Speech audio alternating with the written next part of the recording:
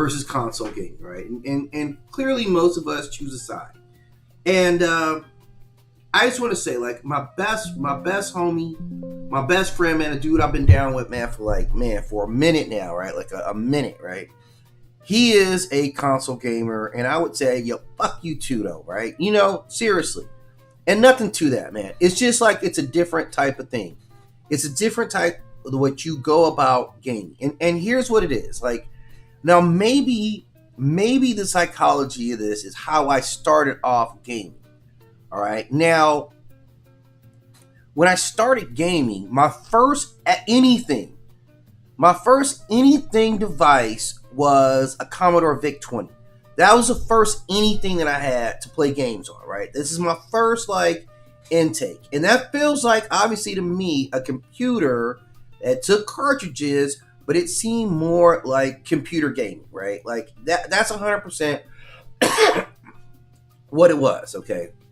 It was console gaming, right? Like, and either you down with console gaming or you're not down with console gaming, right? It's never both ways. Either you're into console gaming or you don't mess with console gaming, right?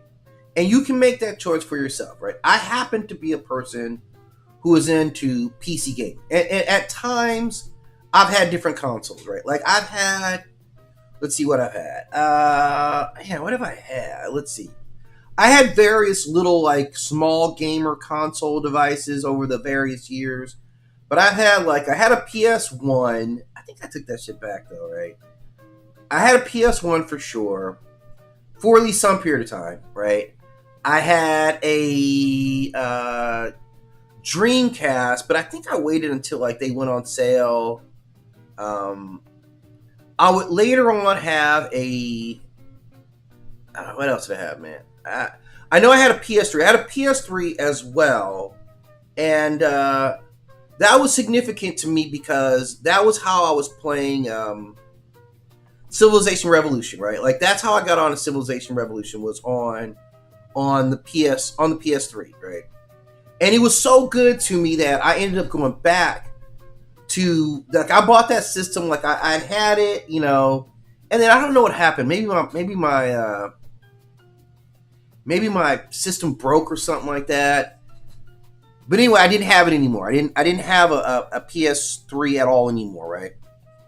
Yeah, I'm all PC, and that's what I'm saying. Like, there's a lot of reasons why people go straight PC, right? So I've owned a couple of devices. I've owned, like I said, the PS3 twice because I wanted to play Civilization Revolution so bad that I bought a whole new device, like a used one. I didn't buy a brand new one. I bought a used one, and that worked it worked great. It was actually great. I was like, I had my setup where I could PC game, and then I could switch on my console. I had a different set, TV and all that set up for that. So I kind of do both, and it was real cool. And I ended up selling my PS3 because I was moving, and I was just like trying to get rid of stuff in my house. I knew I was moving, so I ended up selling it.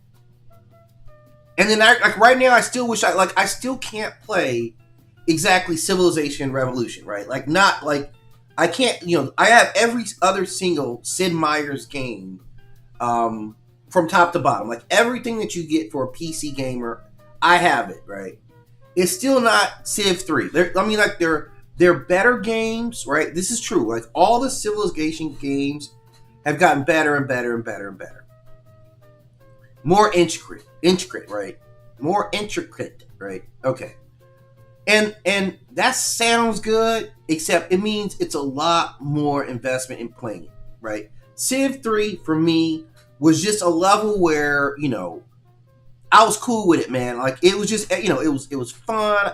Look, I spent a lot of time at war, but it had all the elements that I really was into, man. So I get it, man. Like, and that's the thing with, like,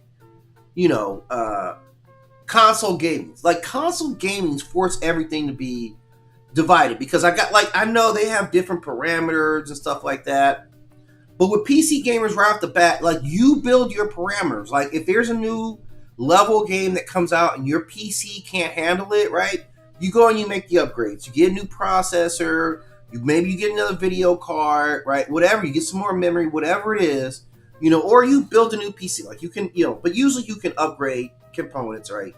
That's kind of the magic of PC. You can't really do that with console, right? They have to make stuff backwards compatible and shit like that. So it to me, it's fundamentally, it's not even just about hardware, because like I maybe I'm wrong again, because I don't be messing with consoles, right? But I'm sure the technology level is pretty high. I know these guys are using pretty fast processors, comparable processors, I would assume. You guys can correct me if I'm wrong. But this is the whole thing. It's like, you know, with PC, to me, it always feels like it's more ownership. I can take my files and go wherever I want. I can sell my games, right? Like, you can sell your digital games. I hadn't even thought about that. I know I got some games that aren't out anymore, right? I got a decent collection. Like, if someone wants to come up, like, I've got a decent, and you can buy different games. I bought games for people, you know, just buy their license or whatever, and, you know, it logs them off. So, like, it's a whole thing. So, like, for me as a PC gamer, like, you know, like, this is where it first got to me. Like, this is where it kind of got to me. Like, so, like, when the PS1 comes out, I'm in college. Okay, these are my college years when the PS1 comes out. So I had a lot of homies that had them, right? I was in college, and I wasn't really gaming. Like, I gamed younger, right? Like, obviously, this was just a period of time where I really wasn't gaming. Like, when I was going to college, for some reason I wasn't gaming at all. I didn't have a console. Like, none of my, like, I don't know why, I just wasn't in it. I remember like messing with my homie's console, going to his house, but I didn't really have a console, right? So by the time I'm really getting back on the games, like, I'm kind of out of college, right? Like, it was like my last year of college where the homies started getting them, and then I left and I moved to the Valley. And I was just working at that time, so I'm like, okay, you know, I'm in a new city. I'm kind of bored, you know, because I don't know a lot of people. I don't know a lot of people out here. I haven't really got a good network out here. So I went and I got a PS1, right? And it was cool. Like, I remember I got it, and then I was like, I wasn't really feeling it, right? I just something didn't click, and then I remember I built a new PC at that time. So, like, I was still kind of doing some PC stuff, you know, but right about the time the PS1 came out, like, and I'm going to tell you guys an interesting story about the PS1, right? Like, because I can break it, man. I'm telling you, like, I'm Generation X, so we know a lot of crazy stories about technology and stuff, man. Like, this is really it, man. This is really it. So when the PS1 first came out, and it was a big hit, and then, like, one of my dudes, my homie, he ended up like, we ended up moving in, you know, we ended up getting a spot together, right? And of course he was set up in, you know, and we were both selling technology at that time, right? So we ended up like just setting up in the living room with big TV. So like, it was just game on, like everybody could game. And this cat right here I'm talking about, man, he's deep in console systems right now. He has every console system that he's ever had.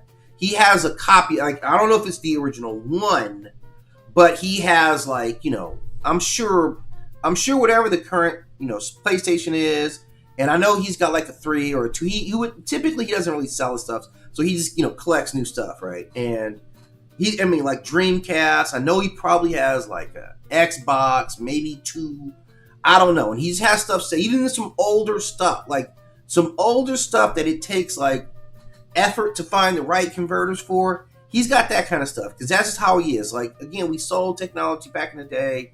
So he's always kind of stayed in touch with technology, right? So I remember going through a phase where Xbox games could be copied. You guys don't remember this. This is actually a classic time. I don't know how it was done. Okay, I never did it, but at that time, those Xbox games, it was something you could do. Like, they would call it chipping it. I mean, you know, there's always some kind of hack or whatever. I don't exactly know what the hack was. Maybe it was like a little authorization. Whatever it was, like, they figured out how to like chip that to copy games on PS1, and it was on. Like, once they figured out how to copy games on PS1, like, it was a floodgate, man. I'm telling you, man. I lived through an era where a lot of digital stuff was getting bootlegged. Like, it was rampant at this time, man. And so my boy, he had a little side hustle, right? Obviously, like, you know, selling bootleg Xbox games or PS1 games, and it was good. And I think it was like when and it was like that for music too. Like, it was like that for a nice reckoning, man. It was really like that for games and music and DVDs, right? It was a rampant era, right? before they started putting in all these like high end, security systems. So this is how it's going down. So again, I've always kind of been around consoles, but it's always pissed me off, like, because console gaming, it just seems like it's so more rental. Like, you kind of renting everything right now. You got locked storefronts. It's kind of a closed ecosystem. You got to get subscriptions. I mean, it's a lot of stuff, man. Limited backwards compatibility, right? Like, so for PC gamers, like, if a game worked 20 years ago, it work right now. You know what I'm saying? So mods kind of extend game life. There's multiple competing places where you can get games from. There's emulators that kind of, let you go back. Like, I really should be running an emulator, a PS3 emulator, so I could play that one game. But I'm like, I don't even want to go find I have to get a disc. Like, it's just, it's one game. And I know that it's the greatest game of all time, and it's probably worth it, but I just don't want to go out and buy it. There can't be a lot of PS3s out there right now, man. There really can't be, right? So that's probably not a practical solution anyway, but every now and then I'll see let's just see. I just want to see if there's any like PS3s for sale right now. I'm looking on Amazon. Are there any PS3s available on Amazon? Let's see. Well, would Amazon have any? Right? PS3 console. Yeah, PS3 console on Amazon. Damn it, these things are still $190? Jesus, man. Like, they're not playing. Like, $166 to get a PS3. Right? See what I'm saying? $279. Like, they got some bundles. But like, yeah, that PS3, man, that thing is still. Let me share this with you guys here, man. Let's see. See, how can I share the screen with you guys? Add source.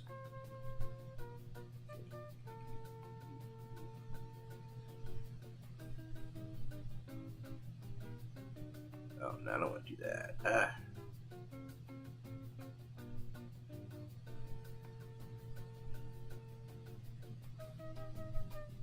Oh, I'll just do it on this. Oh, man, I got that screen. Man, my screens are all kind of screwy here, man. Anyway, I'll just... never mind. Look, you guys can check it out. But, like, the PS3, like, is still kind of popping right now. Like, so if I wanted to play one game... And then I still got to find the game. So I guess I'm going to have to go the route of an emulator. But that's essentially it right there, man. So I always kind of felt like it. Like they do give you the best. Like, you do get great titles. But eventually I feel like everything comes to PC anyway, right? So I'm just like the whole thing of being locked in. Like, the console guys, like, I feel like they do more to kind of mess up the whole ecosystem, man. I feel like, and here's where it really got me, man. Here's where it really got me. I'm not going to lie, man. The last time I bought a system, because look, there was a time where you used to buy a console and you got both controllers, man.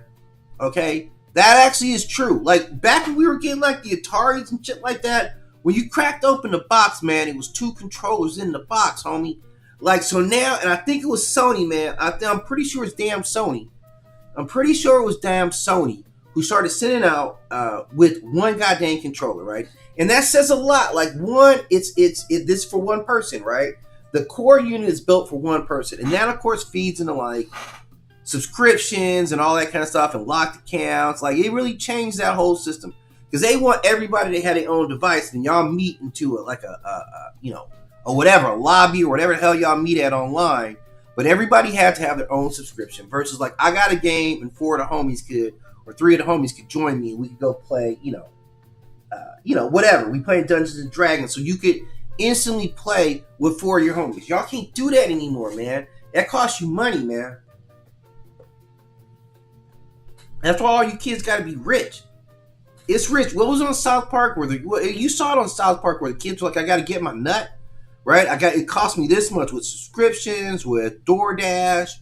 These kids got to get their scratch, and this is why, because everything is subscriptions with console, man. And that's what I don't like. Like, I got games where I'm like, man, it would be cool if I could play whatever with my homie right now. I know we can, but we're messed up on devices. Again, he's a console. I'm a PC gamer. So we're stranded on death row, and it's always been cool. We've always been like that. Like ever since I've known this cat, man. Like we both been on our extremes on that. He's never been a strong computer guy. Even though this cat sold computers and stuff, right? He actually sold computers. I know he owns a computer. I'm not saying he owns computers. He just doesn't game on his. So, he's got a certain level. Like, I think he'll probably use his computers more for, like your normal kind of, social media and stuff like that. But probably maybe media stuff, storing movie file. Who knows? He's streaming movies, whatever. I'm sure he's doing something clever with it, right? So, but that's kind of the game right there. Is back in the day, split screens mattered, man. Like local, multiplayer mattered. And now we drift away from all that. With now, like when you went to one controller, man, that was your game. You're the only one supposed to be there. You connect with your partners online, man. So that's kind of it. And it's just kind of different ways that PC gamers and console gamers go about it. With PC gamers, obviously you have to handle everything yourself. Mods, you got to sometimes learn some of these codes or even DOS. You got to troubleshoot. A lot of times they build machines, right? This is the profile of the PC gamer. They will build machines. They will pirate stuff. That is also true for PC gamers. I think out of everybody on the planet, PC gamers are the most likely people to pirate some stuff. Because it's part of their culture. I don't even know if it's in PlayStation, Xbox. I don't even know if it's in their world the way the pirate stuff. But definitely for PC gamers, you guys definitely do be bootlegging stuff, man. That's just part of it is, man. That's part of it, right? But with console gamers, it's a different ecosystem for a reason.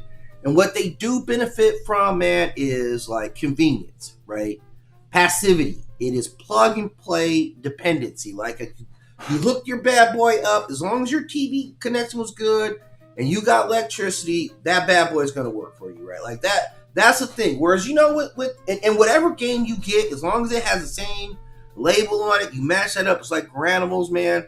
Pop that bad boy in and you can just continue to run with it. It was always going to be so that's the easiest way to get your gaming on, right off the bat, okay? PC gamers, I don't know if they trend towards it, but it is more kind of customization, kind of problem solving, kind of experimenting. They will try some shit out, right? Because there's a whole different levels to it. So it's not universally, but there's some level of that's a part of the culture, right? And how do I get a game? I could go now, if I go into the right Discord, I could be how can I play this? And they'll tell you what to do. Go over here, get this hack, whatever, do this, and then you can play whatever game you want over here. And it's true, sometimes I just gotta be honest, man. I just don't feel like doing it. Even with getting this mod so I can play a Civilization Revolution, I still haven't done it. I don't know if it works. I don't have a reason to doubt it. The game's been out long enough that I'm sure they got this was a very popular game. And I may try it today. I may actually try it today. It actually would be good for me to try it today. But basically, that's what it is. So console world feels different. It does feel like it's a lot more subscription stuff. But, even PC gaming is kind of leaning towards that too. But you buy the console, you have an online subscription, you have battle passes, you buy skins, all that stuff. Upgrade, right? All that stuff. And then server shutdowns. So, PC gamers, we're kind of still playing a lot of the older gaming platforms, keeping that alive. Definitely keeping all the old school stuff alive. And console companies are these are the new subscription models, basically, right? So, console gamers, console executives, to me, if I look at them, man, I feel like they're very anti-gamers, what they are, man. Because, when games are exclusive to one system, this hurts gaming in general. It divides communities, right? It forces more hardware purchases. It weaponizes fandoms. This is all what the console gaming companies do, right? So it's 100% a racket. Even Microsoft has multiple platforms. Just because making it all exclusive is just harder to justify. Why can't you know what I'm saying? We're all just gamers. That's the whole thing. And man, kids, man, I know if you're a kid, you're out there trying to get your nut. It's hard to have both, PlayStation 5. These things are $600, $1,100. Like, it's crazy, right? So that's the cost of doing business these days, man. So, but here's the thing, consoles do win. Like, and there are a lot of areas, like, it's because it's plug and play, because it's simple. You don't have to worry about drivers. It's easy couch setup, right? That's the whole thing. Like, typically PC gamers are always sitting at a specific like spot. You can. I mean, they will roll. They will roll. Like, I'm capable of rolling because I've got a gaming laptop, so I can roll with my laptop and controls pretty easily, just like with a backpack. But obviously, console gamers have an advantage overall in that you can grab your console. Like, a lot of them are made to get up and go. So that's so there's less that's easier for like casual gamers. Like, it's just different. So like they have their different like ups and downs. And I just gotta say, like, if I really think about it, like I would like, yeah, I'm still more PC. I'm always gonna be PC. Like, I feel like I can play a little bit more the way I want to. I feel like it's a little more freedom. Not that the other system's bad. Like, I feel it in the same way that, like, Apple and like Android phones, right? Like, that's kind of where it came from. Although they're kind of making the Android market more like the Apple model anyway. But that was essentially what it was, man, where we would just like, I want more customization. I want to be able to do more stuff, kind of, behind the curtain. But yeah, man, that's kind of, the whole thing about it. It's a big business game, obviously. And these guys like work hard on kind of controlling like the setup, all that it is, all that stuff that gets in there. So, but I had another topic, man. I wanted to talk about this. I actually wanted to start off with this, and I don't know why I did. But man, I've been having some back and forth with some people about Invincible, and so I wanted to dedicate a little bit more time to talking about Invincible. Okay, so let me put this up here, man, and I wanted to open this up so that I could really get into the details of this list here. You see, this is a list of every time Martin got his ass whooped, right? These are all the first days of every ass whooping for a guy who they call Invincible. He seems mad invincible to me, right? He is mad invincible if we look at it, man. Like, this infographic's wrong, but like, these aren't episode 1. I didn't actually play this, but he's got his ass whipped by, Omni-Man, right? Clearly we saw Omni-Man put hands on him. He's lost to Battle Beast, right? He's lost to, he's getting his ass whooped by these Reaniman. A lot of times they'll come with, like, mad numbers. He gets thrashed, he gets stabbed, he gets beaten, he gets left for dead. Battle Beast, by the way, was beat down so bad that he ripped him apart. It was like a chew toy with him, man. This is humiliation. He's brutalized. His throat got crushed. It's like, get your throat crushed, man. Then, of course, like the Flaxians, like Machine Head, right? Remember, had his face caved in multiple times, right? Now, obviously, you get back up, so you're definitely tough as hell. Then there's round 2 with Omni-Man, where he beats that ass again, ends up in the hospital again, right? This is, again, all this ass whooping energy, and at the same time, it's your dad doing it, right? So this is some real trauma. Then he gets beat up by this Viltrumite Fight Club. Remember, those Viltrumites came around and broke his ass down. He got his ass beat by Thrag, like a tremendous ass whooping. That was, This is like, these are wrong, man. Season 2. Yeah, season 7, Thrag came on the scene. Like, that was an ass whooping, right? Like, alternate marks, like how many, remember those alternate marks came around and they would land waste to that ass, right? He's got tucked up by Monster Girl, and like in general, life has been beating this dude down, like, right? It's time, I would think, man, that you should consider what we would call a rebrand. This is an appropriate time, because I don't know what other hero with their record overall is so bad, right? This is a comprehensive analysis of all his ass whoopings, right?